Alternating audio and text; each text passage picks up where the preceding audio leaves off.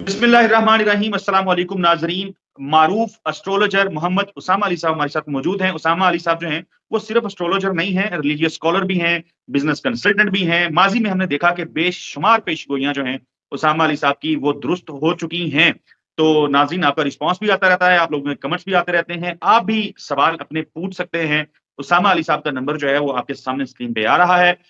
इस वीडियो के अंदर हमने इमरान खान साहब के मुस्तकबिल के हवाले से बात करनी है, इलेक्शंस के हवाले से बात करनी है, और पीटीआई चलाएगा कौन, सब तो छोड़ के जा चुके हैं, इस पे बात करनी है। उसामा अली साहब, सबसे पहले सर बहुत शुक्रिया आपके वक्त का, आप कैसे हैं? और ये बताएं कि पीटीआई की कहानी हम खत्म समझें इंतखाबात को लेकर के, या कोई उम्मीद जो जो लोग पीटीआई के लोग हैं, पीटीआई के वोटर हैं जो आपको देख रहे हैं, उनको आप एड्रेस करें प्लीज। देखिए, बिस्मिल्लाहिर्रहमानिर्रहीम। सबसे पहले तो बहुत शुक्रिया आपके बुलाने का भाई। दूसरा ये है कि जो इस टाइम सूरत हाल है ना, खान साहब के अलावा कमांड तो कोई नहीं है। ये ऐसी फजूल बातें हैं, ये जी बहनें कर लेंगी, वो कर, कोई भी नहीं कर सकता, और कोई भी नहीं है रिप्लेसमेंट अभी तक। और ये पाकिस्तान का कल्चर है एक्चुअली। देखिए, नवाज शरीफ के बाद शहबाज शरीफ ही रिप्लेसमेंट रही, और जब वो पुराने दौर में, मुशर्रफ साहब के दौर में पिछले थे, तो कितनी सीटें होती थी? 4, 5, 6, 8, 10, 20 जो भी, और उसकी उतनी सी सवारियों पे कोई कंडक्टर भी बिठा दिया जाता है, चलो आप आ जाओ। दूसरा ये है कि जो जावेद हाशमी जैसे लोग थे जिन्होंने उस वक्त संभाला, उनको वक्त आने पे फिर भी धुतकारे मिले। तो एक्चुअली तो प्योर जो पॉलिटिकल वर्कर्स हैं वो तो किसी पार्टी में भी नहीं है, और ना ही हमारी कोई तरबियत है पॉलिटिकल है। इसीलिए तो जो करने वाले हैं वो ठीक करते हैं, क्योंकि ये हमारी कोई पॉलिटिकल ग्रूमिंग है नहीं। और जैसे कहते हैं बंदर के हाथ माचिस पकड़ा दो, सिंपल सा हमारा पॉलिटिकल सिस्टम है। वो कहते हैं छोड़ो पड़े, मतलब इतनी कौन सी डैम, ना मैट्रिक पास, अंडर मैट्रिक, मुंह उठाते हैं। वो क्या कहते हैं, जो 5 करोड़ लगाता है उधर से पार्टी फंड देता है आके। इनके कभी आप 30-35 जो 350 है ना, आप सिर्फ 20 लोग दिखाते हैं टीवी पे, सिर्फ 20 लोग, या मेजर आपकी वजारतों के बस। बाकी आप 365, और बाकी फिगर भी किसी दिन असेंबली में एक एक की कुर्सी पे जाके शक्लें तो दिखाएं, 2 बातें तो करके बताएं, फिर पता चले कि पाकिस्तान की पॉलिटिकल कितना हम पॉलिटिकली ग्रूम्ड है। असल बात यह है कि पॉलिटिकल जो इसकी रिप्लेसमेंट है पीटीआई की, वो तो नहीं है, कोई चक्कर नहीं है, और कोई भी ये या वो है या नहीं है, व्हाटएवर। अच्छा, दूसरा ये है कि जो करंट सिनेरियो है उसमें जो एक ही सोल्यूशन था, वो यही था कि कोई कैंडिडेट ही ना हो, लोग वोटर हो और लीडर हो, कैंडिडेट ना हो। वो ओके, वो ऐसे ही है, और जो मंजरनामा है वो यही है। दूसरा ये है कि एस्ट्रोलॉजिकली जो खान साहब की वो है, बाज़ औक़ात लोग मुझे ये भी कह देते होते हैं कि जी उनकी आप इतनी खोल खोल के अंदर की ख्यालात भी बता देते हैं, लोग यूज कर लेंगे। तो मैं कहता हूँ कि बहरहाल यार अब हम क्या करें, मतलब जब कोई क्वेश्चन है साथ बताएं या ना बताएं। तो वो ये है कि अगला जो आने वाला टाइम है वो मेंटली पार्टनर के घर से, अपनी वाइफ की साइड से, ये सारे मैटर्स उनके क्लोजेस्ट वंस के सब डिस्टर्ब है। बल्कि ये भी आज ले लें फिर, मतलब वैसे माइंड मैं नहीं पसंद करता पर्सनल उसमें जाना, मतलब वो एक पाए के लीडर है, लेकिन पार्टनरशिप का घर अब उनका डिस्टर्ब है। अब नाज़रीन को मैंने बड़ा अब तक पढ़ा दिया है कि पार्टनरशिप का घर किसको कहते हैं, उसमें कौन कौन आता है।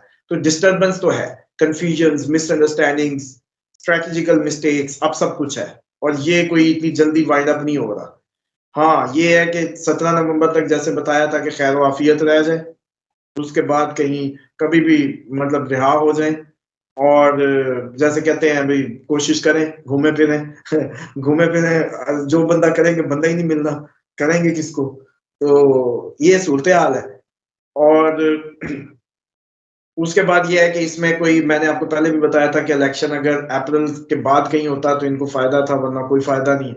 इसलिए पॉलिटिकली तो जैसे कहते हैं ना कि वो थोड़े से रेस्टिंग डेज आ गए पीटीआई के, वो इधर पाकिस्तान में सब जमातों भी आते हैं, सो इनको भी चिल करना चाहिए, मतलब अपनी गलतियों को सुधारें, ग्रास रूट पे वर्कआउट करें, पॉलिटिकली अपने आप को दोबारा से ग्रूम्ड करें, और थोड़ी सी पुरानी लैकिंग्स, ट्रेनिंग्स, अच्छी तरबियत करें।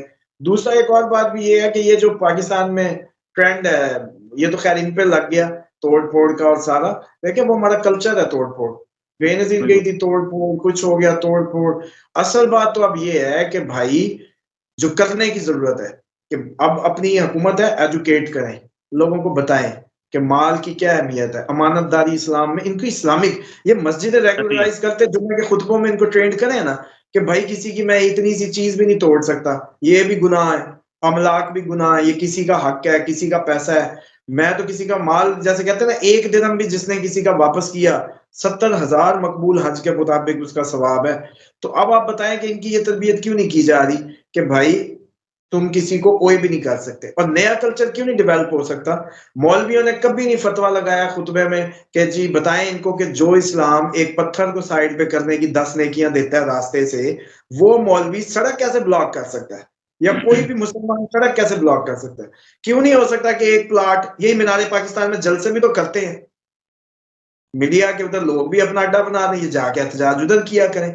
असल अब बिल्कुल तरबियत इस तरह की होने वाली है कि हमारी डेजिग्नेटेड ग्राउंड्स होने चाहिए, जहां भाई चुप करके जिसने भी, अकेले ने भी भूख हड़ताल करनी उधर जाए, 1 लाख ने भी करनी है तो उधर जाए, ताकि कोई तहजीब, या ताकि ये जो दोबारा इस तरह की हरकतें हैं जैसी हमने देखी माजी में, तो वो ना हो। और इस माशरे में वो कैसे होनी है, अवेयरनेस आपका भी काम है, मेरा भी काम है, मौलवी का भी काम है, मदरसे में बैठे बड़े अफसरों के भी काम है कि भाई इस मूवमेंट को चलवाएं, अवेयर करें कि मैं कानून को, मैं अपने अच्छा ये इस्लाम तो अपने बेटे को नहीं मारने देता, आपको पता है, दिया था इस पे, मैंने अपने बेटे के भी चेहरे पे थप्पड़ मार दिए, कुट निकाली खड़े हैं, अपने बच्चे भी मारते हैं, बेग में भी मारते हैं। मतलब ये तो अभी तक इस्लाम की अवेयरनेस आई है कि मैं अपने बच्चे को भी स्लैब नहीं कर सकता, उस पर भी मुझे दियत अदा करनी है। तो सिर्फ कट दी शॉर्ट बताने का मकसद ये था कि ये आपका हमारा सबका मिलकर फरीज है कि अब इस कौम को दीन दें, दीन का इल्म दें, वाहिद जरिया है इनको सही दीन का इल्म दे के हम जैसे कहते हैं ना कि अच्छा ह्यूमन रिसोर्स को अच्छा मैनेज कर सकते हैं, कि अल्लाह के हाँ खुदा का खौफ ही दे सकते हैं, और किसका खौफ देंगे इनको। बिल्कुल ठीक है। उसामा अली साहब, आज जब हमने देखा था कि असद उमर साहब जो हैं गुज़िश्ता रोज़ जब उन्होंने पीटीआई को खैरबाद कहा, उसके बाद हमने देखा अली मोहम्मद खान साहब सामने आए थे पगड़ी-शगड़ी बाँध के, और उन्होंने आके फिर गुफ्तगू की थी, और गुफ्तगू में उन्होंने कहा था कि ये जो फ़ौज है, ये पाकिस्तान की फ़ौज नहीं है, ये मुस्लिम उम्मा की फ़ौज है और ये हमारे सर का ताज है, और ब्ला, ब्ला, ब्ला काफ़ी सारी एक लंबी डिटेल है जो अली मोहम्मद खान साहब अक्सर बात कर भी रहे होते हैं, और ज़ाहिर है इसमें कोई शक नहीं है, बहुत सारे मामलात में वो ठीक भी हैं। अली मोहम्मद खान साहब, एक उनके हवाले से बताएं कि क्या वो केपीके में कैंपेन लीड कर पाएंगे? और दूसरा, असद कैसर साहब, अली नवाज अवान साहब अरेस्ट हो गए, पिछले दिनों हमने खबर सुनी। ज़ाहिर है उनको कहीं पेश नहीं किया गया अभी तक किसी अदालत में, बहरहाल वो अरेस्ट हो चुके हुए हैं। असद कैसर साहब जो हैं वो भी अडयाला जेल में हैं। तो क्या ये लोग खड़े रहेंगे या असद कैसर साहब भी टाटा बाय-बाय करते हैं फिर चलते बनेंगे? देखिए एक बड़ी क्लियर बात है, जो तो प्योरली डेडिकेटेड लोग हैं, उनकी दो किस्में हैं। एक तो वो है जो ज़ाती तौर पे भी जैसे कहते हैं ना कि कुछ ना कुछ का दावर हैं पॉलिटिकली, तो जी। वो तो कोशिश करते हैं कि हम स्विच मारें, दूसरे कोशिश करेंगे कि हमें आज़ाद की ऑप्शन दो, तीसरी कैटेगरी कहेगी कि जी हम तो बस जैसे कहते हैं ना कि वही ये जो भाई हम सियासत ही छोड़ रहे हैं। और ये कुछ लोग वो हैं जिनके पास बेचारों के वो जेन्युइनली बड़े इन्वेस्ट कर चुके हैं जिंदगी अपनी, जैसे असद कैसर और इस तरह के लोग जो हैं, तो इनका नहीं लगता कि ये लोग इस तरीके से मतलब वो छोड़ेंगे। अंदर मिन्नत अल्लाह कर लेंगे कि यार बस माफी दे दो, हमारा मतलब अब कौन सा, तुम लोगों को पता है, सारा पता है कितने का हमने किया है और क्या किया है। तो बहरहाल वो जैसे कहते हैं अंदर, और अली मोहम्मद साहब की जो बात की है वो केपीके को जैसे कहते हैं पॉसिबिलिटी है कि वो फुल पोजीशन में है कि केपीके संभाल रहे हैं वो। आपने मुराद सईद वगैरह की कुछ जायसे देखने की कोशिश की है? मुराद सईद साहब भी गायब हैं, हमाद अजहर साहब भी गायब हैं। ज़ाहिर है वो बड़े प्रो पीटीआई जो बड़े जिसको कहते हैं ना फर्स्ट टियर में वो आते हैं। तो आप उनको क्या देखते हैं? उनका मुस्तकबिल क्या देखते हैं? वो तो जब तक खान साहब अपनी उसमें खान साहब के सर से बलाएं नहीं टलती, कोई बात कहीं नहीं बैठती, तो वो तो नहीं आने लगे। तो ऐसे ही शिकंजे में आ जाए तो आ जाए, फिलहाल तो उनके सितारे मुझे लग रहा है बेहतर ही थे। ओके, सो मैं आखिर पे ये जान लेता हूँ आपसे, इमरान खान साहब के हवाले से। आपने ज़ाहिर प्रेडिक्शन पहले कर रखी है, दोबारा फॉर क्लैरिटी के 17 के बाद किसी भी वक़्त इम्कान है कि इमरान खान साहब जो हैं वो जेल से रिहा होके बाहर आ सकते हैं? नहीं नहीं, असल बात 17 के बाद की नहीं है, इमरान खान साहब कभी भी रिहा हो सकते हैं अब, नवंबर ओके। में कभी भी। अब तो हर वो गुजरता दिन उनकी रिहाई की तरफ ही उनको लेके जाएगा, लेकिन 17 तक खतरा है। एक और जो जैसे कहते हैं ना कोई उसका लेकिन मैं ये समझता हूँ कि खान साहब, मेरा ये कहना था कि वो 17 के बाद ही आए। अगर मिसाल के तौर पे अब 14 की जो एक कोई हियरिंग लगी हुई है किसी केस की, या 13 की होगी, मुझे नहीं आइडिया कब की किसकी है, वो 15 की हो सकती है। तो मेरा ये मानना था कि वो ये ना हो कि 13 को निकल आए, 14 को निकल आए। मेरा ये था कि वो 17 के बाद ही कोई हो। इस तरह से मैंने बात की थी। खान साहब के कोई डील शील होके बैरूने मुल्क जाने का इम्कान नजर आ रहा है? निकल के सफर तो नजर आता है, डील का नहीं कह सकते, लेकिन सफर तो पॉसिबल है। और जब हम कहते हैं कि सफर नजर आता है तो इसका मुराद यही होती है कि पाकिस्तान से बाहर। डेफिनेटली, मतलब वो बच्चों को मिलना नहीं है बंदे ने अपने। बच्चे कितनी थ्रेट की खबरें आप लोगों के लिए, तो मतलब वही होगी ना एक खबर, तो उनके लिए तो उनका बाप है, तो वो भी तो आखिर सुनते होंगे जी, जान को खतरा और ये वो बिल्कुल कहानियां और बिल्कुल। हाइप।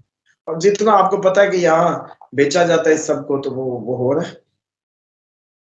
बिल्कुल ठीक है उसामा अली साहब, बहुत शुक्रिया। इमरान खान साहब के हवाले से बड़ी तफसील से आपने जवाब दिए।